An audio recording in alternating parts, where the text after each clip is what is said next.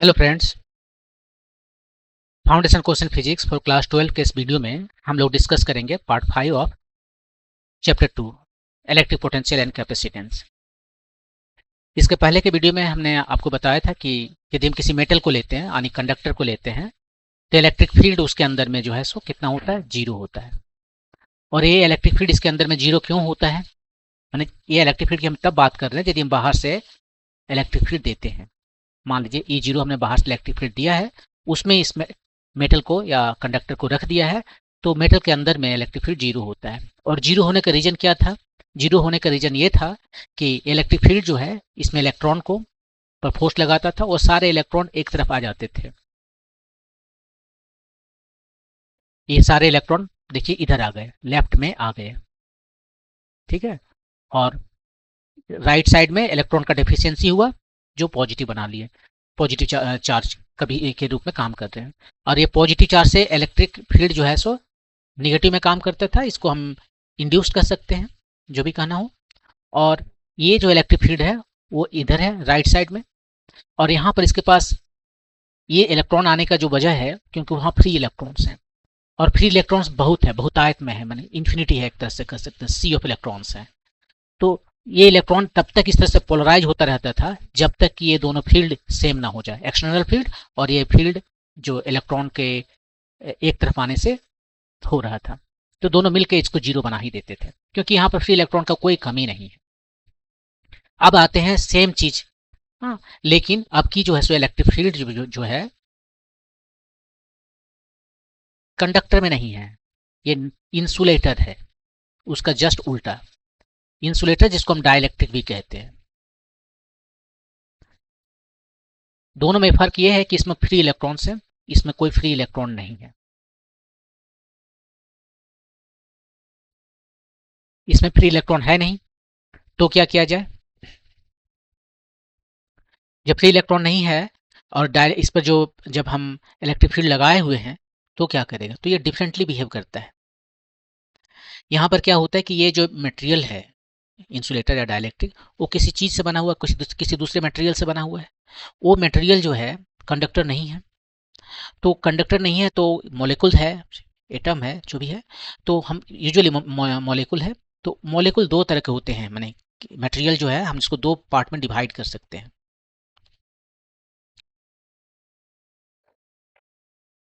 एक को कहते हैं, ये मटेरियल हम कंडक्टर और इंसुलेटर की बात नहीं कर रहे हैं। एक होते हैं नॉन पोलर, एक होते हैं पोलर। अब यहाँ पर इंसुलेटर में क्या हो रहा है कि यहाँ पर इंड्यूस्ड होगा डायपोल, डायपोल बनाया जाएगा यहाँ पर। तो ये जिस मटेरियल से बना हुआ हो सकता है उसका ऑलरेडी डायपोल हो, माने वो परमानेंट डायपोल हो सकता है वो परमानेंट डायपोल नहीं हो। तो ये जो इलेक्ट्रिक फील्ड है उसके प्रेजेंस में वो कैसा बिहेव करेगा। तो पहले देख लीजिए मटेरियल जो है सो दो तरह के होंगे, माने कुछ मॉलिक्यूल जो है वो नॉन पोलर होंगे। इसमें कौन कौन आते हैं? इसमें आते हैं जितने भी डायटोमिक हैं, जैसे हाइड्रोजन, नाइट्रोजन, ऑक्सीजन, ये सारे आए। और ये जो हाइड्रोजन का यहाँ पर एक एग्जांपल दिया है, देखिए ये हाइड्रोजन है, ये हाइड्रोजन है, दोनों का इलेक्ट्रोनेगेटिविटी सेम है। इलेक्ट्रोनेगेटिविटी का मतलब है इलेक्ट्रॉन को अपनी ओर खींचने का जो टेंडेंसी है। यहाँ पर इसके पास एक इलेक्ट्रॉन है, इसके पास एक इलेक्ट्रॉन है, वो दोनों ने शेयर करके बॉन्डिंग बनाया है। ये हाइड्रोजन हाइड्रोजन बॉन्डिंग है। ये बॉन्डिंग का वजह क्या है कि दो ठो इलेक्ट्रॉन जो है वो दोनों ने एक एक ठो शेयर किया है। अब क्या करता है कि यदि दोनों में से एक का यदि इलेक्ट्रॉन से एफिनिटी ज्यादा है तो उस इलेक्ट्रॉन को अपनी ओर खींच लेगा। जैसे कि मान लीजिए HCl की बात करते हैं, ठीक है, दोनों ने एक एक इलेक्ट्रॉन दिया, ठीक है, ये दोनों ने एक एक इलेक्ट्रॉन दिया, लेकिन क्लोरीन का जो एफिनिटी है, इलेक्ट्रोनेगेटिविटी ज्यादा है, मतलब वो इलेक्ट्रॉन को अपनी ओर ज्यादा देर खींचना चाहता है।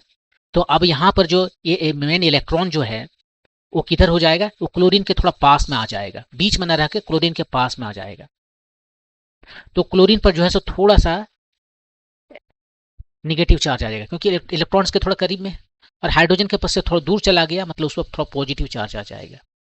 ये हाइड्रोजन है, ये क्लोरीन, और इसने एक डायपोल बना दिया।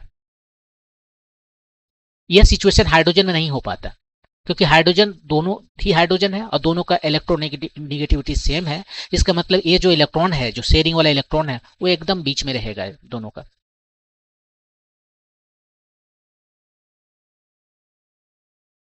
तो उस हिसाब से इसके पास कोई डायपोल नहीं बनता है। सेम ये जो आप कार्बन डाइऑक्साइड देख रहे हो, ये लीनियर है। कार्बन में क्या होता है, एक कार्बन दो ठो ऑक्सीजन के साथ में बॉन्डिंग बनाए हुए, दो दो इलेक्ट्रॉन का पेयरिंग किए हुए। अब तो यहाँ पर कार्बन का नेगेटिविटी ज़्यादा है ऑक्सीजन से, नहीं उल्टा, ऑक्सीजन का ज़्यादा है नेगेटिविटी। तो जिस तरह से हाइड्रोजन क्लोराइड में आपको दिखाया है, वैसे ऑक्सीजन पर जो है सो थोड़ा सा माइनस आ जाएगा, इस पर प्लस आ जाएगा, इस पर फिर थोड़ा सा प्लस आ जाएगा, इस पर थोड़ा माइनस आ जाएगा। और देखिए अब आपके पास दो डायपोल है, एक डेल्टा माइनस और डेल्टा प्लस की वजह से, जिसका डायरेक्शन किधर है, माइनस टू प्लस। ये जो डायपोल होते हैं उसका डायरेक्शन होता है minus charge two plus charge की ओर, तो राइट साइड में हुआ। और इधर वाला जो है minus two plus, right side में हुआ। दोनों कार्बन ऑक्सीजन है, एकदम सिमेट्रिक है, तो दोनों की वजह से जो फील्ड मोमेंट आया, इलेक्ट्रिक डायपोल मोमेंट, वो सेम आया। और दोनों को यदि हम ऐड कर दें तो एक प्लस में है, एक माइनस में है, क्योंकि एक राइट में है, एक लेफ्ट में है, और जीरो हो गया। तो ए भी जो है सो नॉन पोलर हो गया, कार्बन डाइऑक्साइड भी नॉन पोलर हो गया। इसके अलावा यदि आप देखो, यदि मीथेन को, ये लीनियर नहीं है, लेकिन उसके बाद में भी यहाँ पर देखिए कार्बन और हाइड्रोजन में किसका इलेक्ट्रोनेगेटिविटी ज़्यादा है, कार्बन का। तो ये दोनों जो बॉन्डिंग है कार्बन के पास ज़्यादा आएगा, हाइड्रोजन के पास थोड़ा कम आएगा। तो ये हाइड्रोजन जो है सो थोड़ा सा पॉजिटिव चार्ज जैसे दिखाएगा, बहुत डेल्टा, बहुत थोड़ा सा। वही सिचुएशन हर जगह होगा, हर हाइड्रोजन जो है सो थोड़ा सा प्लस प्लस हो गया, और ये जो है सो थोड़ा माइनस माइनस हो गया। अब यहाँ पर जो डायपोल बना है उसका डायरेक्शन देखिए माइनस टू प्लस। एक इसको रेड कलर से दिखाते हैं, ये डायपोल बना है एक ठो, इसका माइनस टू प्लस इधर, माइनस टू प्लस इधर, चारों चार डायरेक्शन में ये डायपोल है आपका चार ठो। सबका वैल्यू सेम है और डायरेक्शन तो आप चारों डायरेक्शन में है, तो नेट आप निकालेंगे तो डायपोल का जो नेट वैल्यू है वो जीरो हो गया। तो ये कार्बन डाइऑक्साइड मीथेन भी यहाँ पर है नॉन पोलर में। और इस तरह से और भी हैं कुछ पोलर में। पोलर में इसका उल्टा है, पोल बनते हैं, जैसे कि हाइड्रोजन क्लोराइड आपको दिखाया, हाँ यहाँ पर हाइड्रोजन क्लोराइड दिखा रहा है। क्लोरीन का जो है इलेक्ट्रोनेगेटिविटी ज़्यादा है हाइड्रोजन से, तो इस पर जो है थोड़ा डेल्टा माइनस आ जाता है, इस पर थोड़ा डेल्टा प्लस आ जाता है।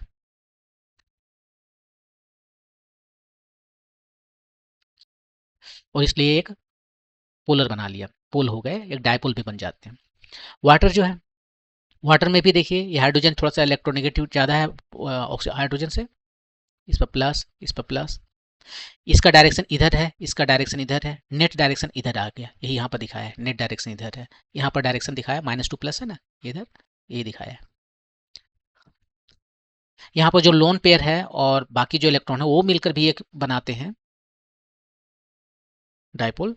वो तो कम होता है, लेकिन ये लोन पेयर जो है बचा हुआ एक ठो, वो बाकी के साथ मिलकर एक माइनस ऐसे बनाएंगे, इसी डायरेक्शन में आएंगे एक्जैक्टली। तो दोनों ऐड कर देते हैं, इसी डायरेक्शन में आते हैं।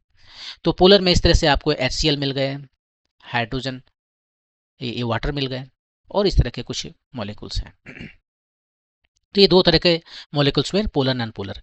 तो ये जो है सो नो परमानेंट में डायपोल। यहाँ पर कार्बन डाइऑक्साइड जो है मीथेन है, लेकिन परमानेंट डायपोल नहीं है इसमें।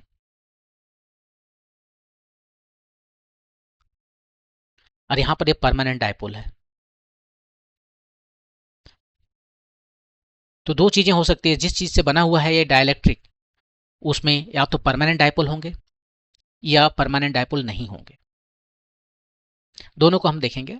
तो होता क्या है कि यहाँ पर जैसे फिगर में दिखा है, इलेक्ट्रिक फील्ड यहाँ पर अप्लाई किया है और उसमें इस मटेरियल को रख दिया है, तो अंदर में भी इलेक्ट्रिक फील्ड E0 है, ठीक है। और उसके बाद में ये तो कंडक्टर का है, जो तो ऑलरेडी बता चुके हैं, ठीक है। यहाँ नीचे में जो कंडक्टर नहीं है, कंडक्टर नहीं है, तो क्या होगा कि ये जो इलेक्ट्रॉन यहाँ पर आएंगे वो बहुत कम आएंगे, बहुत कम आएंगे। और ये इलेक्ट्रॉन इधर माइनस कंडक्टर की तरह की जो बात हो रही है, और प्लस ये बहुत कम है, तो ये जो इंड्यूस्ड हुआ है वो बहुत कम है, और दोनों को जोड़ने पर ये जीरो नहीं आएंगे। लेकिन ये तो तब है यदि वो एक ऐसे चीज से बना हुआ है जिसका अपना कोई परमानेंट डायपोल नहीं है। यहाँ पर आपको जो माइनस या प्लस दिखाया गया है ये फ्री इलेक्ट्रॉन की वजह से नहीं है। ये कैसे आ रहा है अभी आपको हम बताएंगे। ये ऐसा मत समझिए कि इसी का जो सो कॉपी है, ये कॉपी नहीं है इसका। यहाँ पर फ्री इलेक्ट्रॉन की वजह से है। हाँ लिखा हुआ है डेल्टा फ्री। यहाँ पर डेल्टा फ्री की वजह से नहीं है, ये जो है सो डायपोल की वजह से है। अभी बताएंगे कि डायपोल की वजह से कैसे माइनस और प्लस की तरह दिखता है। तो अभी आपने देख लिया कि पोलर और नॉन पोलर दो तरह के मॉलिक्यूल्स होते हैं। और अब आप देखिए इलेक्ट्रिक फील्ड यहाँ पर जो है सो दिखा रहा है, ये है non polar, no permanent dipole. ठीक है, तो यहाँ पर यदि इलेक्ट्रिक फील्ड नहीं है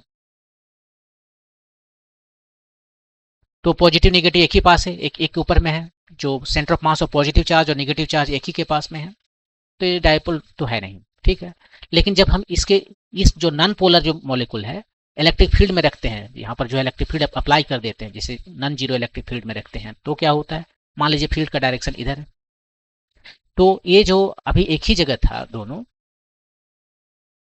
पॉजिटिव नेगेटिव चार्ज एक ही जगह था, ये पॉजिटिव चार्ज को थोड़ा अपनी तरफ अट्रैक्ट करेगा, यानी एक्सटेंड करेगा अपना डायरेक्शन में, और नेगेटिव उसका ऑपोजिट डायरेक्शन में। तो देखिए इस तरह से ये बन जाता है, इस तरह से ये बन जाता है, एक छोटा सा डायपोल बनता है, यानी इंड्यूस्ड हो गया डायपोल। जो परमानेंट डायपोल नहीं है वो भी इंड्यूस्ड हो गया, और इस तरह से अपना पड़ा हुआ है। यहाँ पर देखिए ये परमानेंट डायपोल है, पोलर मॉलिक्यूल है, परमानेंट डायपोल है, तो डायपोल को दिखा रहा है यहाँ पर, ये एलोंगेटेड किया है, डायपोल दिखा रहा है, ये गोल है मतलब कि डायपोल नहीं है। तो ये जो टेम्परेचर की वजह से यहाँ बहुत सारे डायपोल हैं, लेकिन वो खुद एक फील्ड नहीं क्रिएट करते। यहाँ पर जो नेट इलेक्ट्रिक फील्ड है इस डायपोल की वजह से वो जीरो है। क्यों? क्योंकि इसका ओरिएंटेशन जो है सो रैंडम है, टेम्परेचर की वजह से। कुछ इस डायरेक्शन में है, इसके ऑपोजिट कहीं मिल जाएगा, एक तो इधर भी कहीं मिलेगा, माइनस प्लस, एक दूसरे को न्यूट्रलाइज कर दिया। ये प्लस माइनस वाला इधर मिला, माइनस प्लस वाला मिलेगा, ये दोनों मिलकर एक दूसरे को न्यूट्रलाइज कर लिया।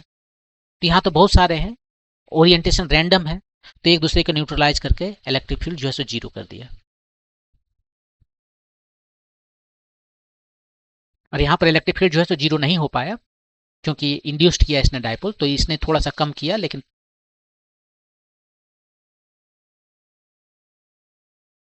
नहीं, ये तो एक्सटर्नल फील्ड है यहाँ पर। एनीवे, तो यहाँ पर आपने देखा कि यदि हम फील्ड नहीं भी लगाते हैं, ये फील्ड नहीं है, एक्सटर्नल फील्ड नहीं लगा हुआ है, तो ये सारे रैंडमली मूव कर रहे हैं। और जब हम एक्सटर्नल फील्ड लगाते हैं तो क्या करता है, इसको वो अपने डायरेक्शन में अलाइन करना चाहता है। यहाँ अलाइनमेंट शुरू हो गया, जो भी डायपोल है उसको इलेक्ट्रिक फील्ड बोलता है मेरे डायरेक्शन में आ जाओ, मेरे साथ चलो। हाँ, तो ये डायरेक्शन में उसको अलाइन करना चाहता है। प्लस वाला देखिए इधर जाना चाहेगा और माइनस वाला इधर जाना चाहेगा। यहाँ पर देखिए जो ये नॉन पोलर है इसको इंड्यूस्ड किया है। आप पूछोगे कि वही तो यहाँ भी कर सकता, हाँ वो भी करता है। यहाँ पर दो तरह का इंड्यूस्ड हो रहा है, एक तो अलाइनमेंट हो रहा है और प्लस इंडक्शन हो रहा है। लेकिन ये जो है सो इसके कंपैरिजन में जीरो है, ऑलमोस्ट जीरो है, तो मेनली यहाँ पर अलाइनमेंट है। अब देखिए क्या होता है कि ये आपका जो है, हम एक ऐसे मटेरियल की बात कर रहे हैं जिसमें ये अलाइनमेंट जो है वो इलेक्ट्रिक फील्ड का जो है ना, इलेक्ट्रिक फील्ड के प्रोपोर्शनल होता है। जितना ज़्यादा इलेक्ट्रिक फील्ड ये उतना ज़्यादा उसके डायरेक्शन में अलाइन होगा और इसका इलेक्ट्रिक डायपोल भी बढ़ जाएगा। यहाँ पर अलाइनमेंट हो रहा है, बहुत सारे डायपोल्स हैं और सफिशिएंट यदि इलेक्ट्रिक फील्ड है तो उसके डायरेक्शन में अलाइन हो गए। Positive right side, negative left side, positive right side, negative left side. अब इसको जरा आप देखिए, ये पॉजिटिव नेगेटिव जो है सो क्या हो गया है, जीरो चार्ज, जीरो जीरो। ऐसे ये पॉजिटिव नेगेटिव हो गया जीरो, ये नेगेटिव पॉजिटिव हो गया जीरो। तो इधर क्या बच गया, ये सारे जो है सो पॉजिटिव वाला इसके साथ में नेगेटिव के साथ में जीरो हो गए ना। ये पॉजिटिव वाला इस नेगेटिव के साथ हो गए जीरो, और ये लास्ट नेगेटिव वाला इधर सेकंड लास्ट नेगेटिव वाला इस पॉजिटिव के साथ हो गए जीरो। तो ये सारे जीरो बन गए। तो आपको कितना बच गया, आपको बच गया केवल लास्ट वाला, ये जो प्लस प्लस प्लस प्लस, ये माइनस माइनस माइनस माइनस। तो आप यदि एक इलेक्ट्रिक फील्ड लगाओ, ऐसे इलेक्ट्रिक फील्ड लगा दो, तो क्या हो जाएगा, ये इलेक्ट्रिक फील्ड का डायरेक्शन है, तो जिधर डायरेक्शन है उस डायरेक्शन में खाली प्लस प्लस बचेगा प्लेट के पास, ये थी ये डायलेक्ट्रिक एंड में, और इधर माइनस माइनस माइनस माइनस बचेगा। यही सिचुएशन दिखाया गया था यहाँ पर। ये जो आपको यहाँ पर दिखाया जा रहा है वो एग्जैक्टली सेम सिचुएशन है। मैंने बोला था कि आपको इसको मैं बताऊंगा बाद में। तो यहाँ पर ये माइनस माइनस माइनस क्यों आया है, ये प्लस प्लस प्लस क्यों आया है? यहाँ तो फ्री इलेक्ट्रॉन है नहीं, यहाँ तो फ्री इलेक्ट्रॉन था तो इलेक्ट्रॉन इधर आ गया, ये लिखा हुआ भाई सिग्मा फ्री, यहाँ सिग्मा केवल लिखा हुआ है, सिग्मा फ्री नहीं लिखा हुआ है। और ऐसा इसलिए हुआ क्योंकि यहाँ पर बहुत सारे डायपोल बन गया है, ये माइनस प्लस, ये माइनस प्लस, ये डायपोल बना हुआ है। और ये जो प्लस है माइनस जो है ये सारे एक दूसरे को न्यूट्रलाइज कर लिया, इधर केवल माइनस बच गया, इधर प्लस बच गया।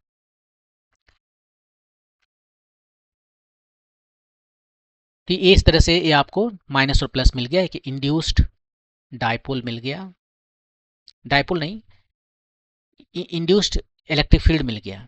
या भी एक इलेक्ट्रिक फील्ड जो है सो ये पोलराइजेशन हो गया, तो इलेक्ट्रिक फील्ड इस डायरेक्शन में आएगा पोलराइजेशन का, positive to negative, induced electric field, जिसको हम पी कहेंगे, पोलराइज्ड इलेक्ट्रिक फील्ड कह सकते हैं। ओके, अब क्वेश्चन है कि ये कितना पोलराइज्ड हुआ है। ये जो पोलराइज्ड हो गया तो इलेक्ट्रिक फील्ड कम हो गया। तो अब इसके अंदर में जो इलेक्ट्रिक फील्ड है वो जो हमने अप्लाई किया था उससे तो कम हो गया, ठीक है। और कितना कम हो गया? अब ये जो इलेक्ट्रिक फील्ड जो हम अप्लाई कर रहे हैं वो जो है सो प्रोपोर्शनल होता है, ये जो पोलराइजेशन का इलेक्ट्रिक फील्ड है वो प्रोपोर्शनल होता है इस ई नॉट के। जितना ज़्यादा हम लगाएंगे उतना ही ज़्यादा वहाँ पर डायपोल बनेंगे, और उसी हिसाब से उसका इलेक्ट्रिक फील्ड अपोजिट डायरेक्शन में आएगा। तो यहाँ पर हम लिख सकते हैं equal to E naught minus some constant K prime times E naught. K prime जो है सो 1 से कम होगा, क्योंकि ये जो डायपोल है वो इसके बराबर नहीं हो पाता है कभी भी। ये कोई चार्ज मेटल नहीं है कि फ्री इलेक्ट्रॉन एक तरफ आ जाएंगे और दूसरी तरफ से डिफिशियंसी की वजह से पॉजिटिव चार्ज हो जाएंगे और उसकी वजह से इलेक्ट्रिक फील्ड बराबर हो जाएंगे, ऐसा नहीं। ये के प्राइम इससे बहुत कम रहता है हमेशा। तो ई नॉट कितना आ गया? 1 माइनस के प्राइम, राइट। के प्राइम जो है सो 1 से कम है, तो 1 माइनस के प्राइम जो है वो 1 से 0 से कम नहीं, किससे कम होगा? 1 से कम होगा।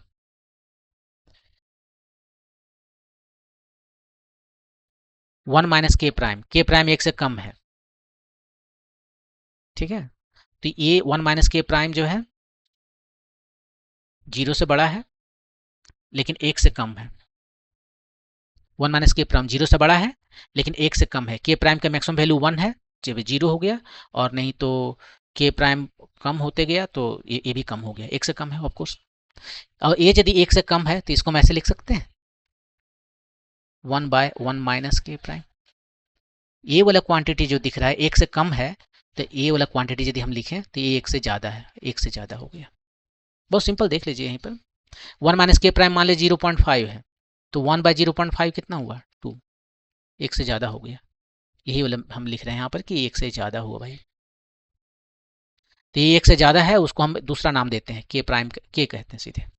के जो है सो 1 से ज़्यादा है।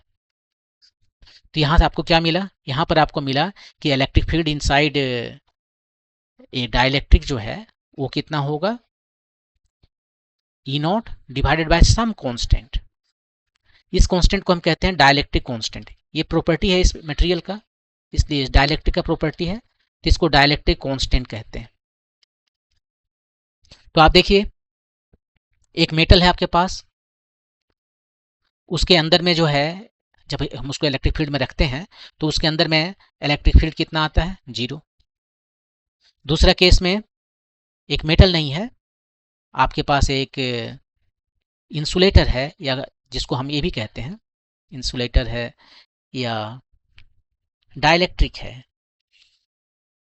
डाइलेक्ट्रिक है। तो इस डाइलेक्ट्रिक के अंदर में जो फील्ड होता है वो कितना होता है? जितना आप अप्लाई कर रहे हो बाहर से उसका के टाइम्स छोटा होता है। और ये जो है मटेरियल का प्रॉपर्टी है जिसे डाइलेक्ट्रिक कांस्टेंट कहते हैं। इसके बाद हम लोग अब डिस्कस करेंगे कैपेसिटर का। कैपेसिटर एक इंस्ट्रूमेंट है और कैपेसिटेंस उसका प्रॉपर्टी है। ये कैपेसिटर क्या होता है? अभी आपने देखा कि एक मेटल प्लेट है, उस पर चार्ज दे देते हैं तो सरफेस पे चला आता है। इसके पहले आपने देखा कि मेटल पर जो चार्ज है, एक्सेस चार्ज, वो कहाँ रहता है? वो सरफेस पे रहता है, अंदर में नहीं रहता है। आपने ये भी देखा कि इसके अंदर में, मेटल के अंदर में फील्ड क्या होता है? जीरो। और इंसुलेटर जो है या डाइलेक्ट्रिक, उसके अंदर में फील्ड कितना होता है? बाहर में जितना है डिवाइडेड बाय सम कांस्टेंट। ये सारी चीजें आपने देखा। अब हम क्या करते हैं कि ये दो ठो मेटल प्लेट ले लेते हैं, दो ठो सिंपली ये मेटल ले लेते हैं। एक मेटल ये हो गया, एक मेटल ये हो गया, और ये दोनों को आसपास रख देते हैं। और एक मेटल पर जो है सो हम कोई चार्ज दे देते हैं प्लस में। चार्ज कहाँ रहेगा इसके ऊपर में? सरफेस पर रहेगा, अंदर तो जाएगा नहीं। किस पर चार्ज हमने क्यू दे दिया। और मान लीजिए सेम अमाउंट ऑफ चार्ज लेकिन ऑपोजिट डायरेक्ट पोलरिटी का, मैंने इस प्लेट को दे दिया। ठीक है। और मानते हैं कि इसका पोटेंशियल जो है सो V प्लस है, इसका पोटेंशियल V माइनस है। तो दोनों के बीच का जो पोटेंशियल डिफरेंस है V plus minus V minus है। ठीक है। अब हम क्या करते हैं, हम ये जानना चाहते हैं कि ये Q और V किस तरह से रिलेटेड है, ये हम जानना चाहते हैं। देखिए यहाँ पर चार्ज है, एक छोटा सा एलिमेंट कंसीडर कीजिए। यहाँ पर इलेक्ट्रिक फील्ड है इस चार्ज की वजह से, ऑफ कोर्स इसके वजह से भी इलेक्ट्रिक फील्ड है, इसके वजह से भी इलेक्ट्रिक फील्ड है, इधर भी इसके वजह से भी इलेक्ट्रिक फील्ड है। उसका सम ऑफ है यहाँ पर, राइट। इस पॉइंट पर जो है इलेक्ट्रिक फील्ड है, ये पूरे चार्ज की वजह से और इस पूरे चार्ज की वजह से उसका वेक्टर सम है। अब यदि हमने इस फील्ड को डबल कर दिया, इस चार्ज को हमने डबल कर दिया हर एक जगह, जिस तरह से है चार्ज उसी तरह से देखिए ये मेटल है तो चार्ज को हम डबल करेंगे तो हर जगह इसका जो चार्ज डेंसिटी है ना, सरफेस चार्ज डेंसिटी, वो तो फिक्स्ड रहेगा। तो चार्ज हमने यदि डबल कर दिया तो हर एक जगह उसका चार्ज जो है सो छोटा छोटा, आपका समझ सकते हो कि बड़ा हो गया। डेंसिटी सेम है ना, सरफेस चार्ज डेंसिटी हर जगह सेम है, तो चार्ज हर जगह बढ़ गया। अब चार्ज यहाँ डबल हो गया है तो उस डबल चार्ज की वजह से यहाँ जो फील्ड लगेगा वो भी डबल हो जाएगा, क्योंकि इलेक्ट्रिक फील्ड कैसे आता है? 1/4 pi epsilon not divided bye Q. यहाँ पर डी क्यू कहते हैं, किसी छोटा सा एलिमेंट की वजह से देख रहे हैं, और डिस्टेंस जो है सो है। जब हम इसको डबल कर देते हैं तो इलेक्ट्रिक फील्ड जो है सो भी डबल हो जाएगा। क्यू को, डी क्यू को हमने 2d क्यू कर दिया तो इलेक्ट्रिक फील्ड जो है वो कितना हो गया? वो भी 2e हो गया। इलेक्ट्रिक फील्ड जो है सो चेंज हो गया, डबल हो गया। जब मैंने क्यू को डबल किया तो ये भी डबल हो गया। यही हर एक पॉइंट की वजह से होगा, इधर के भी हर एक पॉइंट की वजह से होगा। तो यहाँ पर इलेक्ट्रिक फील्ड जो है सो डबल हो गया है। यहाँ पर भी जो इलेक्ट्रिक फील्ड शुरू में था उसका डबल हो गया है, यहाँ पर जो शुरू में था उसका डबल हो गया, यहाँ पर जो शुरू में था उसका डबल हो गया, हर एक पॉइंट पर डबल हो गया। अब एक आप यूनिट पॉजिटिव टेस्ट चार्ज को यहाँ से लेकर यहाँ तक लाइए, जो वो आपको वर्क डन करना पड़ेगा वो क्या कहलाएगा? Potential difference between this plate and this plate. तो देखिए शुरू के केस में आपको जो भी कुछ वर्क डन करना पड़ा था, राइट, जब हर जगह पोटेंशियल ई के जैसा था। बाद में जब क्यू को हमने डबल कर दिया है, डी क्यू हर जगह जो है सो डबल हो गया है, तो इलेक्ट्रिक फील्ड भी हर जगह डबल हो गया है। तो अब जो मुझे वर्क डन करना पड़ेगा, वर्क डन क्या होता है? Electric field times displacement. यही डबल हो गया है तो वर्क डन हमारा जो है सो डबल हो गया। इसका मतलब यही जो वर्क डन मैं कर रहा हूँ यूनिट पॉजिटिव टेस्ट चार्ज को इस प्लेट से इस प्लेट तक लाने में, उसी को पोटेंशियल कहते हैं या पोटेंशियल डिफरेंस कहते हैं। पोटेंशियल कहते हैं यदि इन्फिनिटी से लाऊं तो इस पॉइंट से इस पॉइंट तक ले जाऊंगा तो ये दोनों के बीच का जो पोटेंशियल डिफरेंस है वो कहलाएगा। तो ये पोटेंशियल डिफरेंस क्या है? Work done in taking 1 unit positive test charge from this plate to another plate here. और इनिशियल केस में हमें कुछ वर्क डन करना पड़ा था, लेकिन जब हमने चार्ज को डबल कर दिया हर जगह, जस्ट चार्ज डबल कर दिया, अपने आप हर जगह चार्ज डबल हो जाएगा, क्योंकि ये इसका सरफेस चार्ज डेंसिटी सेम है, ये मेटल है, ये दोनों मेटल है और कुछ नहीं है ये।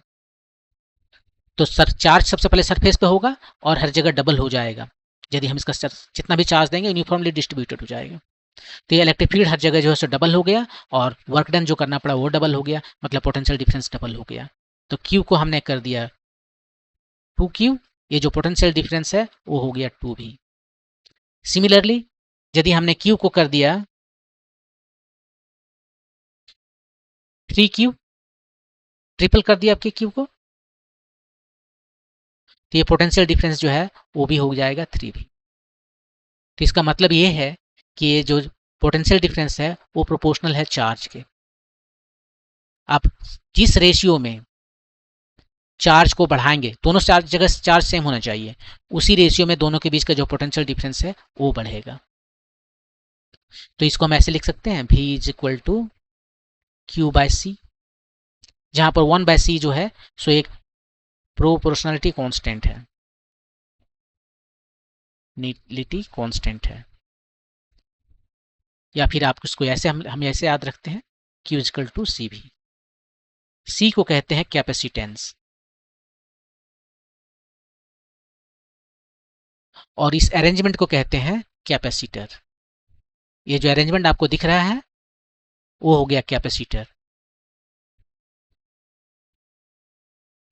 और ये जो प्रोपोर्शनलिटी कांस्टेंट आया C वो है कैपेसिटेंस। इसको मेजर किस में करते हैं, यूनिट थोड़ा देख लीजिए यहीं पर। C जो है सो Q/V है, राइट। तो इसको कहेंगे कूलाम पर वोल्ट।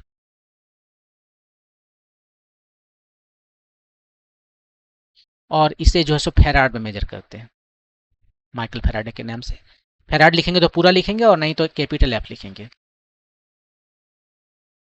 ये बहुत बड़ा यूनिट है।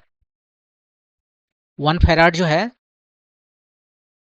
वेरी लार्ज यूनिट है, इसलिए आपको जो भी मिलेगा वो माइक्रो फेराड में मिलेगा। आप अपने फैन में जो कैपेसिटर है आप उसको यदि देखेंगे तो यूजुअली 2.5 माइक्रो फेराड का आपको मिलेगा उसमें, आप देखिएगा। तो माइक्रो फेराड का ऑर्डर का जो है सो ये कैपेसिटेंस हमें मिलता है। इसके बाद हम लोग चलिए डिस्कस करते हैं एक स्पेशल कैपेसिटर का, जिसको हम कहते हैं पैरेलल प्लेट कैपेसिटर, PPC। वैसे और भी बहुत सारे के कैपेसिटर होते हैं, ये तो जनरल कैपेसिटर है। इसका यदि कैपेसिटेंस को, ये जो कैपेसिटेंस जो है वो फंक्शन है इसका ज्योमेट्री का, और किसी चीज का नहीं। इसके बीच के जो डिस्टेंस है D उसका, और इसका ज्योमेट्री का फंक्शन है। कैपेसिटेंस जो है वो फंक्शन है D का और जियोमेट्री का, ज्योमेट्री ऑफ मेटल प्लेट्स। इन चीजों पर डिपेंड करता है कैपेसिटेंस। तो हम जो सबसे इजी वाला है वो लेके चलते हैं, पैरेलल प्लेट कैपेसिटर। पैरेलल इसमें 2 प्लेट लेते हैं, तो ये सबसे इजी हमारे लिए है। एक प्लेट A हो गया और इसके बगल में एक प्लेट A ले लिए, और दोनों के बीच का जो डिस्टेंस है उसको हम D कहते हैं। इसका जो कुछ एरिया ले लेते हैं, ये पैरेलल प्लेट है तो ये आप इसका एरिया आप ले लीजिए। ये किस तरह का पैरेलल है, रेक्टेंगुलर है, सर्कुलर है, वो मैटर नहीं करता। इसका एरिया A ले लिए, ठीक है। और इस पर हमने चार्ज दे दिया है, प्लेट लिए तो थोड़ा सा तो ये रहेगा ना, विड्थ रहेगा ही। अब मैं इसको बना नहीं सकता ऐसे, ठीक है। तो मैं क्या करता हूं, ये दोनों प्लेट है, ठीक है। मैं इसको बनाने के लिए ऐसा करता हूं इतना बनाना मेरे लिए संभव नहीं है। तो मैं वो, एक प्लेट हमारा ये है, ठीक है, और दूसरा प्लेट ये है, थोड़ा सा थिकनेस है, दोनों के बीच का जो डिस्टेंस है D है। और इसका एरिया को मैं यहीं लिख देता हूँ। ये मैं इतना नहीं बना सकता, इसमें थिकनेस है, लेकिन इस तरह से एक प्लेट है यहाँ। ये पैरेलल है, दोनों प्लेट पैरेलल है, तो इसको इसलिए पैरेलल प्लेट कैपेसिटर कहते हैं। ये सबसे, इसका ज्योमेट्री सबसे इजी है। हमें यदि इसका एरिया पता है और इसका D पता है, तो इसका जो कि कैपेसिटेंस निकालना हमारे लिए इजी हो जाएगा। देखिए कैसे निकालते हैं कैपेसिटेंस। आता है कहाँ से कैपेसिटेंस है? Q इक्वल टू सी भी से ना, तो C equal to Q by भी।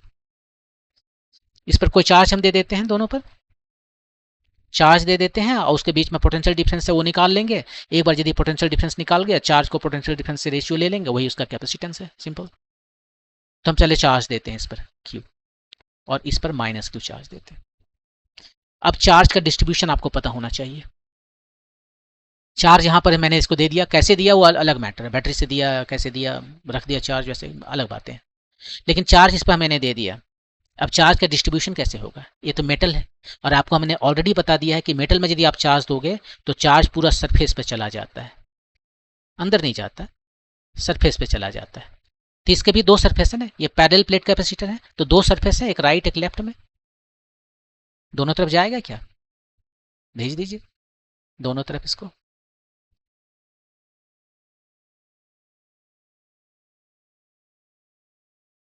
इसमें माइनस है तो वो भी दोनों तरफ जाएगा।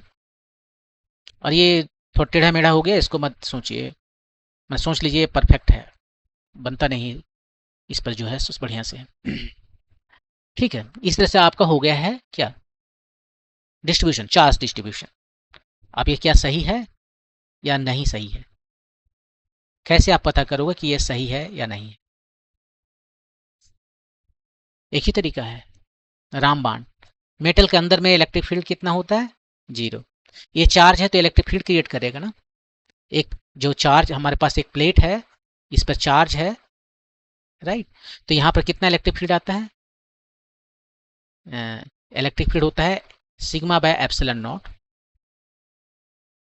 2 एप्सिलॉन नॉट। यदि ये नॉन कंडक्टिंग है और कंडक्टिंग है तो sigma bye epsilon not. Conducting के लिए, ये तो कंडक्टिंग है तो सिग्मा बाय एप्सिलॉन नॉट आने के लिए। तो यहाँ पर जो चार्ज आप निकालोगे P1 पॉइंट पर, वो निकालिए। इसके अंदर में जो चार्ज निकालोगे P2, इसके अंदर में चार्ज निकालोगे P3। यहाँ पर भी आप चाहो तो चार्ज निकाल सकते हो P4, यहाँ पर भी चार्ज निकाल सकते हो P5। ये सब में मुझे इंटरेस्ट नहीं है। जो मेरा मेन चीज़ है रामबाण, कि मेटल के अंदर में जो है इलेक्ट्रिक फील्ड 0 होता है। तो आप देखिए ये चार्ज डिस्ट्रीब्यूशन आपको electric field at point P2 और P3 0 दे रहा है या नहीं। यदि 0 दे रहा है तो ये चार्ज डिस्ट्रीब्यूशन सही है, यदि 0 नहीं दे रहा है तो चार्ज डिस्ट्रीब्यूशन गलत है। तो पहले चेक करते हैं, कि P2 पर ही चेक कर लेते हैं। तो ये P2 पर जो है इलेक्ट्रिक फील्ड कितना होगा, अब हम अलग अलग तरीके से चेक करेंगे।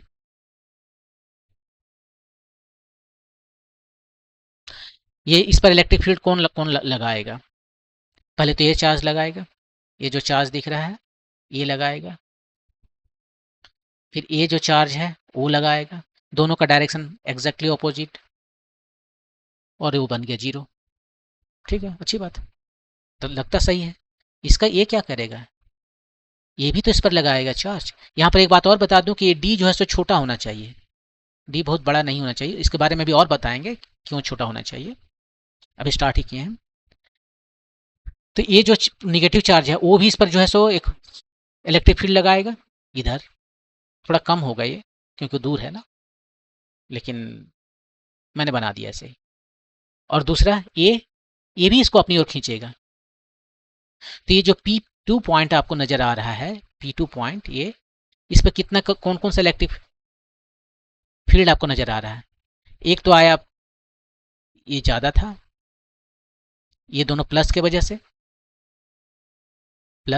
दो ठो ऐसे आया, और दो ठो आया माइनस के वजह से। छोटा है, थोड़ा सा कम है, लेकिन ये दोनों ही माइनस की वजह से है। तो इलेक्ट्रिक फील्ड जो P पॉइंट पर है नेट, वो कितना आया? 2 ही माइनस, 0 नहीं है। इसके अंदर में 0 होना था, 0 हुआ नहीं, तो ये चार्ज डिस्ट्रीब्यूशन गलत है, रॉन्ग। इसको देखने की जरूरत भी नहीं है। तो चार्ज डिस्ट्रीब्यूशन कैसे करें हम प्लेट पर?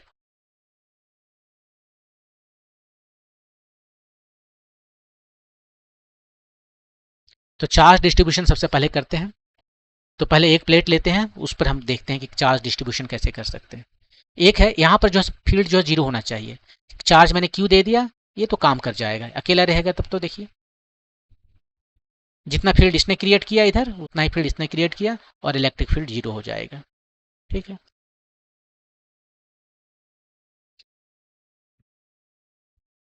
दो रहेंगे तो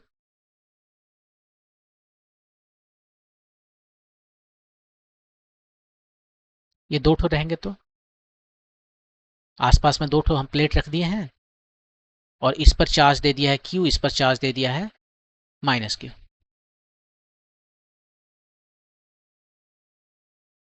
तो यहां पर कितना आएगा? यदि चार्ज यहां पर केवल आए, वो साइड ना जाए, इस साइड ना जाए, इसका भी चार्ज यदि इसी साइड रहे, ठीक है, और आप देखिए इलेक्ट्रिक फील्ड ये इस पर P1 पर कितना है इलेक्ट्रिक फील्ड, ये इसको क्या करेगा? पुश करेगा, ये इसको क्या करेगा? पुल करेगा। दोनों का मैग्नीट्यूड सेम है क्योंकि ये जो इलेक्ट्रिक फील्ड है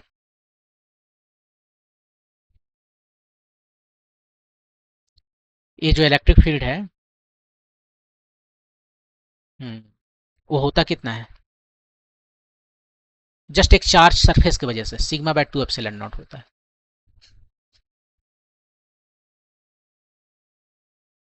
तो सिग्मा बाय 2 एप्सिलॉन नॉट ये है, सिग्मा बाय 2 एप्सिलॉन नॉट ये है, दोनों का डायरेक्शन ऑपोजिट है, मैग्नीट्यूड सेम है, ये 0 सही हो गया। इधर का देखते हैं P2 का, यहां पर क्या कर रहा है? ये माइनस इसे अपनी ओर खींच रहा है और ए इसको उधर खींच रहा है। दोनों का डिस्टेंस पे तो डिपेंड करता ही नहीं इलेक्ट्रिक फील्ड, दोनों का मैग्नीट्यूड सेम हो गया, एक सिग्मा बाय 2 एप्सिलॉन नॉट, एक sigma bye 2 epsilon not but opposite direction, ये भी सही हो गया। तो यदि दो एक पर आप चार्ज देते हो, दोनों पर एक्चुअली आप चार्ज देते हो और उसे पास पास लाते हो, तो इसके जो चार्ज हैं वो केवल फेसिंग जो साइड्स हैं, जो फेसिंग सरफेस है उसी पर रहेगा और जो अपोजिट साइड में है उधर चार्ज नहीं रहेगा। इसका सिंबल हम ऐसे देते हैं, ठीक है, ये और चार्ज दिखाना होगा तो यहाँ दिखाएंगे, यही इधर रहेगा ताकि ये जो मेटल है उसके में अंदर में इलेक्ट्रिक फील्ड 0 हो जाए। तो देखिए दो ठोक यदि प्लेट को आसपास रखते हैं और दोनों पर चार्ज Q और -Q देते हैं तो ये इस तरह से आपका होना चाहिए, ये इसी साइड में ये चार्ज होगा। तो इस हिसाब से यहाँ पर जो मैंने आपको दिखाया था वो गलत था ना, तो ये तो भी तो स्टार्ट कर रहे थे, चार्ज मैंने दिखाया था कि हर जगह पहुँच गया, यहाँ नहीं पहुँचेगा हर जगह, क्योंकि यदि हर जगह ऐसे पहुँच जाएगा तो ये इलेक्ट्रिक फील्ड यहाँ पर 0 नहीं होगा। अकेला के लिए ठीक था ये, तो यहाँ पर जो है सो थोड़ा सा सोचने वाली बात है और वो तभी क्लियर हुआ अभी आने के बाद क्लियर हुआ ना। ठीक है, तो अब हम क्या करते हैं, हमारे पास जो है सो चार्ज यहाँ पर है, हम इसका सरफेस चार्ज डेंसिटी निकाल सकते हैं। सिग्मा कितना हुआ? Q by area, sigma plus का वैल्यू है और सिग्मा माइनस का, मैग्नीट्यूड तो सेम है दोनों का, पोलरिटी भूल जाइए, तो सिग्मा प्लस और माइनस दोनों का मैग्नीट्यूड सेम है। सरफेस चार्ज डेंसिटी, इस पर चार्ज मैंने Q दिया है, इस पर भी Q दिया है, एरिया दोनों का सेम है QA, और दोनों के बीच का जो डिस्टेंस है उसको D कहिए। अब हम क्या करने जा रहे हैं, हम इलेक्ट्रिक फील्ड निकालने जा रहे हैं इसके पास, ठीक है, तो इधर ही कहीं निकाल लेते हैं। ठीक है, यहाँ पर इलेक्ट्रिक फील्ड कितना होगा अभी भी निकाल लेते हैं, यहाँ बीच बीच बीच वाले पॉइंट पर, क्यू नहीं बोलेंगे, आर बोलते हैं, आर पॉइंट पर निकाल रहे हैं, बीच वाला कोई पॉइंट है। इसके वजह से क्या होगा? सिग्मा बाय 2 एप्सिलॉन नॉट, इसके वजह से क्या होगा? Sigma bye 2 epsilon not. Direction दोनों के वजह से सेम, एक पुल कर रहा है एक पुश कर रहा है, दोनों राइट साइड में ऐड कर देंगे, ये आया सिग्मा बाय एप्सिलॉन नॉट। कितना इलेक्ट्रिक फील्ड आया? क्या ये डिस्टेंस पर डिपेंड करता है? नहीं, कहाँ डिस्टेंस है, इंडिपेंडेंट ऑफ डिस्टेंस, इसका मतलब है ये इलेक्ट्रिक फील्ड हर जगह सेम है, ये कांस्टेंट है। थोड़ा सा प्रॉब्लम हो सकता है, इस कॉर्नर पे देखिए तो जरा, ये जो फार्मूला लगा रहे हैं वो कब वैलिड है? ये जो फार्मूला जो हम लगा रहे हैं वो वैलिड तब है, ये सरफेस एक्चुअली इनफाइनाइट चार्ज के लिए वैलिड है ना। अब यहाँ तो इनफाइनाइट हम कुछ ले नहीं सकते, तो इसका मतलब ये है कि इस सरफेस जो है उसके आसपास हम रहें। ये कॉर्नर पर थोड़ा सा प्रॉब्लम फिर होगा, कॉर्नर पे एक तरफ तो है ही नहीं कुछ। लेकिन यदि ये डिस्टेंस d जो है वो much much smaller than square root over a ले लें, एरिया है इसका डायमेंशन लेंथ स्क्वायर है, तो उसका एरिया हम ले लें, तो ये यदि हम डिस्टेंस जो है दोनों के बीच में एरिया का स्क्वायर का बहुत छोटा हो जाए, तब उस केस में ये फार्मूला हम लगा सकते हैं। तब कह सकते हैं कि हर जगह इलेक्ट्रिक फील्ड सेम है, even when this plate is finite. तो फाइनाइट प्लेट के लिए भी हम इनफाइनाइट चार्ज शीट का फॉर्मूला लगा सकते हैं, और कॉर्नर का इफेक्ट भी बहुत कम हो जाएगा। और नहीं तो बाहर में क्या होने वाला है, प्लस से माइनस की ओर जाता है ना इलेक्ट्रिक फील्ड, ये ऐसे दिखाएगा बाहर में, ऐसे। लेकिन ये यदि बहुत नज़दीक आ जाए तो ये इफेक्ट बहुत कम हो जाता है, क्योंकि जगह ही नहीं है ना, जितना ज़्यादा रहेगा उतना हो सकता है, जगह ही नहीं है उसको। तो ये इफेक्ट को मिनिमाइज किया जा सकता है यदि डी बहुत कम रहे तो, इसलिए डी को हम बहुत कम रखते हैं इलेक्ट्रिक फील्ड को हर जगह कांस्टेंट रखने के लिए। वैसे डी को क्यों कम रखते हैं वो और आगे पता चलेगा, इसका कैपेसिटेंस बढ़ जाता है। तो यहाँ से इलेक्ट्रिक फील्ड हमें पता चल गया, इलेक्ट्रिक फील्ड पता चल गया, वो भी कांस्टेंट है। तो हमें पता है कि E इक्वल टू क्या होता है, minus d V by d r होता है।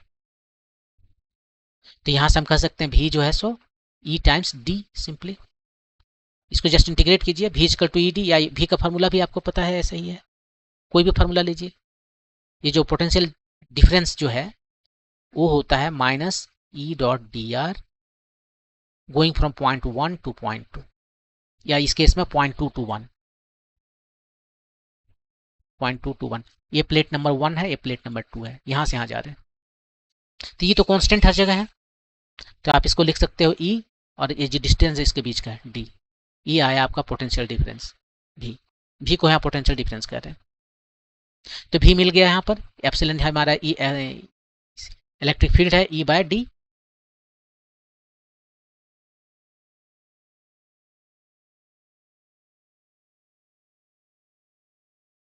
नहीं, ये तो ऑलरेडी लिखे हैं ना, नहीं लिखे हैं।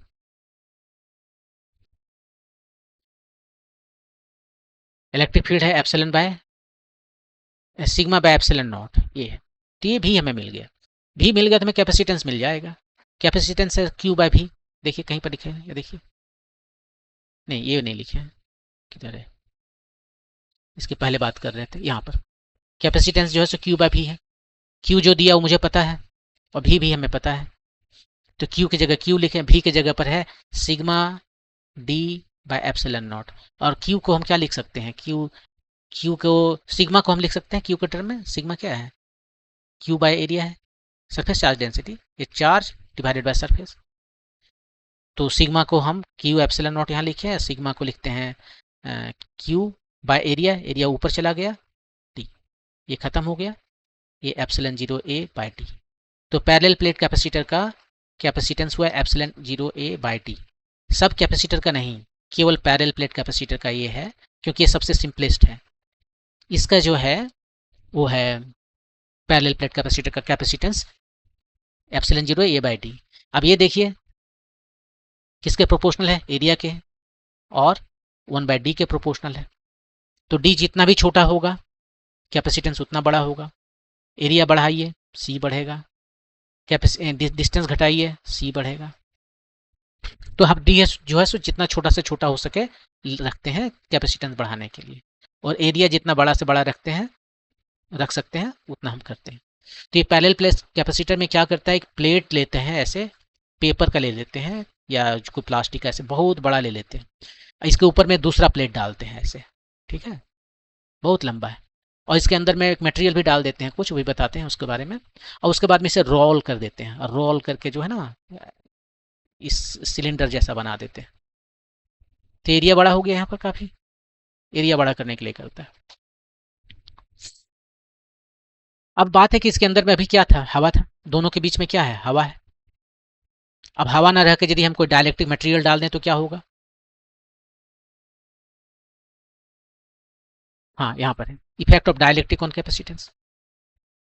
ये देखिए आपका दो ठो प्लेट है, प्लस प्लस प्लस जो है यहाँ पर हमने दे दिया चार्ज, प्लस चार्ज है Q दे दिया, माइनस Q दे दिया। अब इसके अंदर में जो है सो हम क्या करते हैं, एक डाइलेक्ट्रिक मटेरियल डाल देते हैं, माने एक इंसुलेटर डाल देते हैं, ठीक है। तो अब यहाँ पर क्या होगा, पोलराइजेशन होगा, जो बताए थे पहले की पोलराइजेशन होगा, इसमें जो इंड्यूस्ड करेंगे डायपोल मोमेंट, पोलराइजेशन, ये क्या करेगा, इसमें इंड्यूस्ड करेगा। अभी इलेक्ट्रिक फील्ड का डायरेक्शन इधर है ना, तो अपोजिट डायरेक्शन में इंड्यूस्ड करेगा। प्लस इधर आ जाएगा इसका, अभी कुछ देर पहले बताए थे, माइनस इधर आ जाएगा। तो इसका जो सरफेस चार्ज डेंसिटी है सिग्मा पी माइनस वाला, sigma P, P for polarization, और इसका हम सिग्मा कहते हैं, सिग्मा प्लस सिग्मा माइनस। ठीक है, अब मुझे जो है सो क्या निकालना है, मुझे निकालना है अब कैपेसिटेंस। इसका कैपेसिटेंस क्या होगा। अब देखिए इलेक्ट्रिक फील्ड यहाँ पर निकाले थे पहले, अब फिर निकालते हैं इलेक्ट्रिक फील्ड यहाँ पर क्या आएगा। देखिए ये इसको डिफाइन ऐसे करते हैं कि डाइलेक्ट्रिक मटेरियल है, ये क्या करता है, इलेक्ट्रिक फील्ड जो है अंदर में उसको क्या कर देता है, के टाइम्स कम कर देता है। ये पहले मैंने दिखाया है आपको। तो ये जो इलेक्ट्रिक फील्ड यहाँ पर क्रिएट करेगा उसको के टाइम कम कर देगा। तो इलेक्ट्रिक फील्ड हमें पता हो गया। अब इलेक्ट्रिक फील्ड कितना है, इसके वजह से कितना है, सिग्मा बाय 2 एप्सिलॉन नॉट, इसके वजह से भी सिग्मा बाय 2 एप्सिलॉन नॉट, और यहाँ पर देखिए सिग्मा प्लस सिग्मा माइनस हम लिख रहे हैं जबकि दोनों का वैल्यू सेम है, सिग्मा माइनस ये है Q by epsilon not. Polarity नहीं देख रहे, बिना पोलैरिटी, डायरेक्शन दोनों का एक ही तरफ है, ऐड कर दिए, ये आ गया आपका इलेक्ट्रिक फील्ड। यदि एक डाइलेक्ट्रिक नहीं रहता तो ई जीरो का, डाइलेक्ट्रिक है तो ई जीरो बाय के हो जाएगा, और ई जीरो का वैल्यू यहाँ से देख लीजिए, सिग्मा बाय एप्सिलॉन नॉट के आ गया। अब पिछला जैसे बनाए थे क्वेश्चन वैसे ही, डाइलेक्ट्रिक आपको पता, इलेक्ट्रिक फील्ड पता हो गया है तो भी जो है सो ई टाइम्स डी हो जाएगा। ई कितना है, सिग्मा बाय एप्सिलॉन जीरो के डी, ये हो गया। तो चार्ज क्यू इक्वल टू सी भी, यही आपको फॉर्मूला है एक्चुअली, आपको याद रखना है क्यू इक्वल टू सी भी, मैं इसी तरह से याद रखता हूँ। तो सी कितना आया, क्यू बाय भी, क्यू को क्या लिख सकते हैं, सिग्मा ए लिख सकते हैं, यहाँ डिफाइन किया है कहीं, क्यू को सिग्मा ए लिख सकते हैं। भी जो है यहाँ पर निकला हुआ है सिग्मा डी बाय एप्सिलॉन ए, ये सिग्मा खत्म, ये डबल कहाँ से आ गया, यहाँ पर क्या मैंने लिख रहा हूँ, भी की जगह पर क्या लिख रहा हूँ, epsilon not D by epsilon not के, एप्सिलॉन नॉट के लिख रहा हूँ। अच्छा ये के होना चाहिए,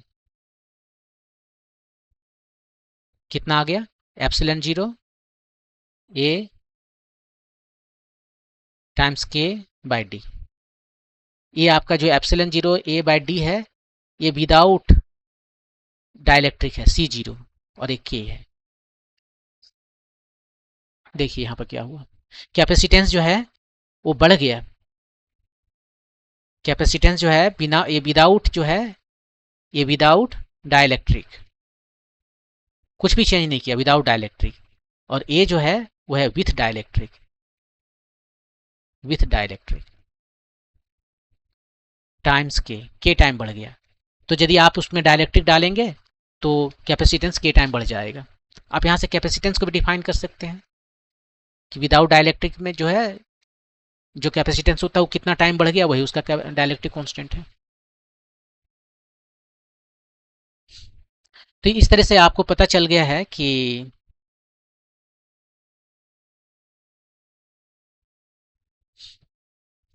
कैपेसिटेंस जो है पैरेलल प्लेट कैपेसिटर का epsilon zero A by D है, अंदर में हवा रखते हैं, हवा है, अभी डाइलेक्ट्रिक हटा दिए। अब एक कैपेसिटर मैंने बोला था कि आपका एक फैराड जो है सो बहुत लार्ज है, कितना लार्ज है, आप ऐसे देखिए कितना लार्ज है। हम एक कैपेसिटर का, एक फैराड का एक कैपेसिटर बना रहे हैं, पैरेलल प्लेट कैपेसिटर, कितना बड़ा रखें ये एरिया, डी मान लीजिए, डी बोले छोटा रखने के लिए, कितना छोटा रख सकते हैं दोनों के बीच, 1 सेंटीमीटर, हाँ 1 सेंटीमीटर ठीक है, मतलब 10⁻⁻² मीटर। एरिया कितना होगा कि हमें 1 फैराड मिले कैपेसिटेंस, निकालिए। सी क्या होता है, epsilon zero A by D, air में, एयर का डाइलेक्ट्रिक कांस्टेंट 1 लेते हैं, तो एरिया आ गया आपका C D by epsilon naught. C है 1 फैराड, डी है 10⁻⁻² मीटर, और एप्सिलॉन का वैल्यू है 8.85 टाइम्स 10⁻⁻12। तो ये आपका आ गया कुछ 10 डिवाइडेड बाय 8.85, 10 से डिवाइड किए तो मल्टीप्लाई डिवाइड 3 9, इतना मीटर स्क्वायर। ये तकरीबन जो है सो कुछ 12 के करीबन आएगा ऐसे, 12 टाइम्स 9 मीटर स्क्वायर। मतलब कि यदि आप एक स्क्वायर ले लें, स्क्वायर प्लेट, तो इसका कितना हो जाएगा, समथिंग लाइक 3.2 मान लीजिए, टाइम्स 10⁻³ मीटर का स्क्वायर। तो जो स्क्वायर आप लेंगे उस स्क्वायर का साइड कितना होगा, स्क्वायर का जो साइड है वो होगा 3.2 टाइम्स 3 किलोमीटर, मीन्स 3 किलोमीटर। नहीं, ये तो गलत है ना, 3 स्क्वायर 6 ही आएगा, 9 है हमारा। तो ये एक्चुअली हमारा हो जाएगा 1.2, या फिर ऐसा करते हैं, ये सही है, यहाँ पर 1.2 है ना, ये तो गलत किया था मैंने, ये तो 1.2 होगा। तो ये हमारा हो गया 12 टाइम्स 10⁸ तो ये हो गया हमारा कितना, ये 8 भी नहीं रहेगा, ये हो गया 8 यहाँ पर हो गया है, और 12 का जो है सो स्क्वायर रूट 3.4 ले लीजिए, 3.34 ऐसे कुछ, और ये 4 हो गया। तो ये हो गया ऑलमोस्ट 34 किलोमीटर, कुछ इस तरह से 34 किलोमीटर स्क्वायर आपको लेना पड़ेगा। 34 किलोमीटर लंबा, 34 किलोमीटर ऊंचा, इतना दो ठो प्लेट को आप 1 सेंटीमीटर पर रखेंगे। और आप याद रखिए, जितना डिस्टेंस कम करेंगे कैपेसिटेंस उतना बढ़ता है। यदि आपने डिस्टेंस बढ़ा दिया तो और बड़ा चाहिए आपको प्लेट। तो 1 फैराड को बनाने के लिए आपको कितना ज़्यादा बड़ा एरिया लेना पड़ेगा। तो इससे आपको एक आइडिया आया कि कितना बड़ा होता है 1 फैराड। 1 फैराड बहुत बड़ा होता है, और इसलिए जो यूज में हम लोग आते हैं वो 10⁻⁻⁶, जिसको माइक्रो फैराड कहते हैं, या फिर नैनो फैराड जो कि 10⁻⁹ फैराड है, या पिको फैराड मतलब 10⁻⁻12 फैराड। इस तरह की चीज़ों की हम लोग बात करते हैं।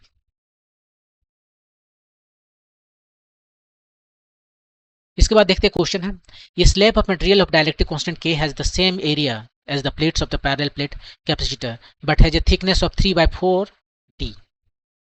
मतलब ये प्लेट है हमारा, दो ठो है, और इसके बीच में पूरा का पूरा कवर नहीं कर रहा है, ठीक है। इसके बीच में कितना कवर कर रहा है, जस्ट 3/4 कर रहा है कवर। ये डाइलेक्ट्रिक मटेरियल है, और इधर हवा है। How is the capacitance changed when the slab is inserted between the plates. जब ये केवल डाइलेक्ट्रिक नहीं है, नो डाइलेक्ट्रिक, नो डाइलेक्ट्रिक, तो C0 कितना हुआ, ε0 A/d। ए इसका एरिया है, डी दोनों के बीच का सेपरेशन है। इस केस में क्या किया गया है कि with dielectric, with dielectric, simply dielectric put किया है। और डाइलेक्ट्रिक कैसे पुट किया है देखिए, पूरा मैंने पुट करके यहाँ पर पुट कर दिया है केवल, ठीक है।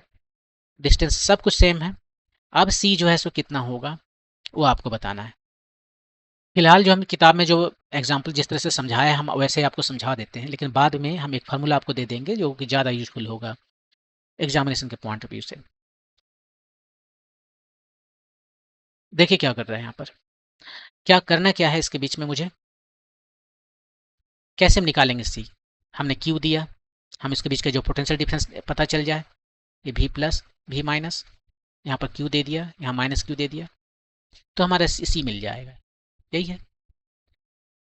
अब यहाँ पर यदि प्लस क्यू दिया है तो इलेक्ट्रिक फील्ड यहाँ कितना होगा, इलेक्ट्रिक फील्ड यहाँ क्या होगा, दोनों जगह अलग अलग होगा इलेक्ट्रिक फील्ड। इलेक्ट्रिक फील्ड जो है डायलेक्ट्रिक के अंदर में है, और क्यू नहीं लिखेंगे, आर लिखेंगे, और ये आर पॉइंट पर अलग अलग है। इलेक्ट्रिक फील्ड डायलेक्ट्रिक में कितना है, डायलेक्ट्रिक में जो है सो इलेक्ट्रिक फील्ड कितना होगा, क्यू बाय नहीं, आपका फार्मूला है ना σ/2 एप्सिलॉन नॉट।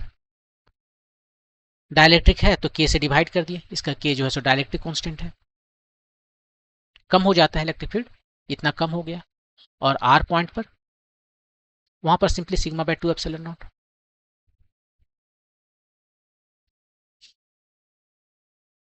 तो ए वाला पोटेंशियल डिफरेंस निकाल लीजिए V1, उसके बाद ए वाला निकाल लीजिए V2 और दोनों को ऐड कर दीजिए। तो V2 कितना हो गया, ये V2 कितना हुआ, इलेक्ट्रिक फील्ड टाइम्स डिस्टेंस जो है, इलेक्ट्रिक फील्ड जो है P पर और टाइम्स इस डिस्टेंस कितना है, ये बोला था 3D/4 है ना, ये वाला डिस्टेंस 3D/4 है।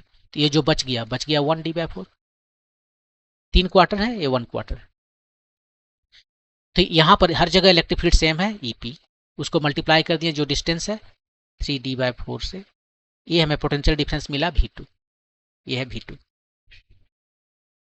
यहाँ पर कितना है, यहाँ पर जो इलेक्ट्रिक फील्ड कितना है, एक सिग्मा बाय 2 एप्सिलॉन नॉट लिखेंगे, पहले R लिख लेते हैं और डिस्टेंस है D। ये आपका कौन सा टर्म है, V1 टर्म है।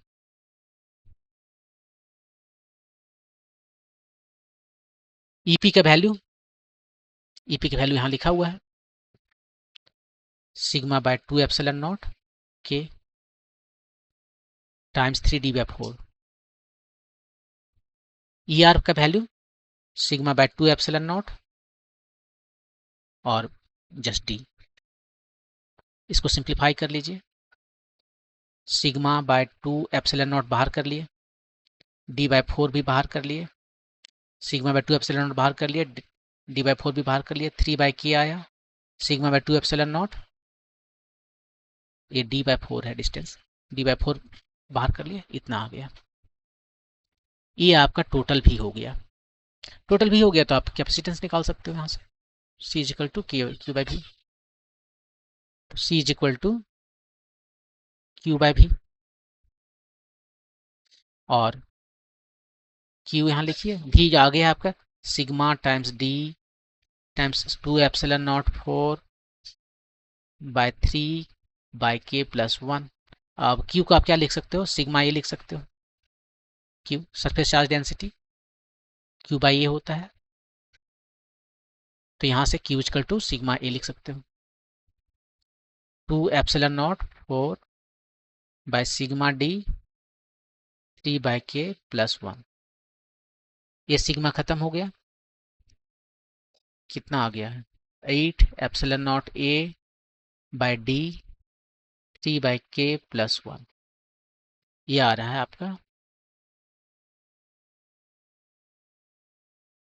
ये इतना आया C। लेकिन इसमें थोड़ा प्रॉब्लम है, प्रॉब्लम ये कि जब हम ये V2 लिख रहे थे, एक्चुअली इलेक्ट्रिक फील्ड जब लिख रहे हैं तो ये 2 एक्स्ट्रा मैंने लिख दिया, ये सिग्मा बाय एप्सिलॉन नॉट होगा। ऐसा इसलिए कि सिग्मा बाय 2 एप्सिलॉन नॉट ये तो एक प्लेट की वजह से है, एक प्लेट की वजह से सिग्मा बाय एप्सिलॉन नॉट होता है ना, इसके वजह से यहाँ पर सिग्मा बाय 2 एप्सिलॉन नॉट हुआ, और इसके वजह से भी उतना ही सिग्मा बाय 2 एप्सिलॉन नॉट होगा। तो दोनों को मिलाकर यदि देखेंगे तो sigma by just epsilon not होगा। तो ये थोड़ा सा मिस्टेक हो गया यहाँ पर और उसको करेक्ट करते हैं। जस्ट ये 2 हटा देते हैं दोनों तरफ से, ये 2 हटा देते हैं, ये 2 चला गया, 2 चला गया, ये 8 जो है सो 4 बन जाएगा, 4 बन जाएगा। और ये आपका आ गया 4 एप्सिलॉन नॉट A, इसको सिंप्लीफाई करके K ऊपर ले गए, D 3 प्लस K, और इसको आप कह सकते हो एप्सिलॉन 0 A बाय D इधर लिखेंगे और 4K बाय 3 प्लस K इधर लिखेंगे। ये क्या है क्वांटिटी, ये जो क्वांटिटी आप देख रहे हो स्क्वायर ब्रैकेट में, ये है कैपेसिटेंस विदाउट डाइलेक्ट्रिक, जिसको हम C0 कह दें, 4K बाय 3 प्लस K, ये C है। तो क्वेश्चन में ये पूछा गया है कि ये कितना ज़्यादा हो जाएगा, how is the capacitance changed when the slab is inserted between the plate. तो कैपेसिटेंस बड़ा हो गया, कितना बड़ा हो गया, यहाँ पर टाइम्स निकाल लेते हैं, 4K divided by 3 plus K। इतना टाइम जो है कैपेसिटेंस बढ़ गया। ये हमेशा 1 से ज़्यादा रहेगा, आप निकाल के देख सकते हो, 1 से ज़्यादा है। के को 1 से ज़्यादा होना है, ये भी 1 से ज़्यादा है। तो यहाँ पर देखिए क्या हमने किया, कुछ नहीं करना है। इलेक्ट्रिक फील्ड इसके अंदर में जो है मुझे पता है epsilon by sigma bye epsilon not है, लेकिन यदि डाइलेक्ट्रिक रहेगा तो ये कैपेसिटेंस जो है सो इलेक्ट्रिक फील्ड के टाइम स्मॉलर हो गया इससे। और उसके बाद में हमें यहाँ पर वोल्टेज निकाल लिए, इसके अक्रॉस जो वोल्टेज है, पोटेंशियल इलेक्ट्रिक फील्ड हर जगह सेम है, उसको यदि हम इसके बीच के जो डिस्टेंस है उससे मल्टीप्लाई करेंगे तो पोटेंशियल ड्रॉप निकल जाएगा। वैसे यहाँ पर हम वोल्टेज निकाल सकते हैं, दोनों वोल्टेज को निकाल के ऐड कर दिए, डिस्टेंस देखिए अलग अलग है और इलेक्ट्रिक फील्ड भी अलग अलग है।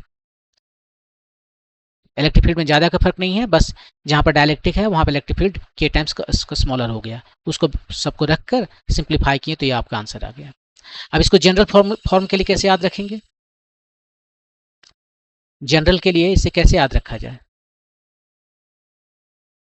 इसके लिए ऐसे याद रखा जाए कि ये आपके पास एक है कैपेसिटर, ठीक है, और इसमें कई ये ऐसे जो है सो डाल दी गई, मान लीजिए हम 2 डाल दिए,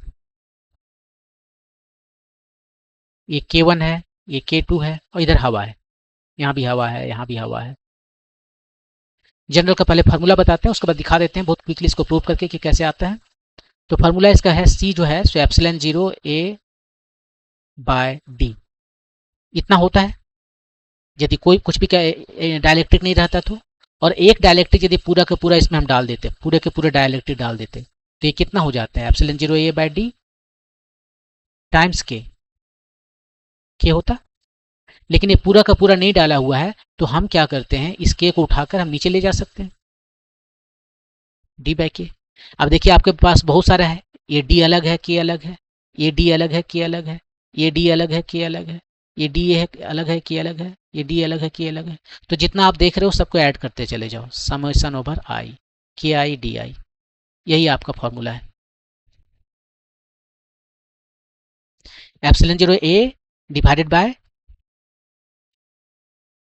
ये D I summation over D I over के आई समेशन ओवर आई। तो इस फॉर्मूला से यदि आप बनाना चाहो तो तुरंत इसको बना सकते हो, एप्सिलॉन 0 ए बाय, इस केस में क्या था, 2 ठो था हमारे पास, एक जो है 3D/4 है और एक है विथ के डायलेक्ट्रिक, और एक है हवा जो D/4 है। तो 3D/4 है जिसका कैपेसिटेंस K है, और एक है हवा जिसका D/4 है, कैपेसिटेंस कितना है हवा 1। यही आपका आंसर है, डायरेक्ट फॉर्मूला आ गया आपका। सिंप्लीफाई कीजिए इसको, एप्सिलॉन 0 A 4K और इधर आ गया आपका कितना आ गया 4K के, D इधर बाहर कर लेते हैं, 3 + 4K, ये आपका यही आया था ना, 4K bye 3 + K, 4K bye 3 + K, 3 + 4K।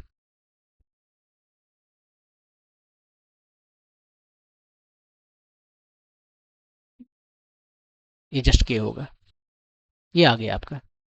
कैसे आता है बहुत क्विकली बता देते हैं, जैसे पहले वाला क्वेश्चन बनाए थे, पहले मेथड से बताए थे बिल्कुल वैसे ही, कुछ भी चेंज नहीं करना है।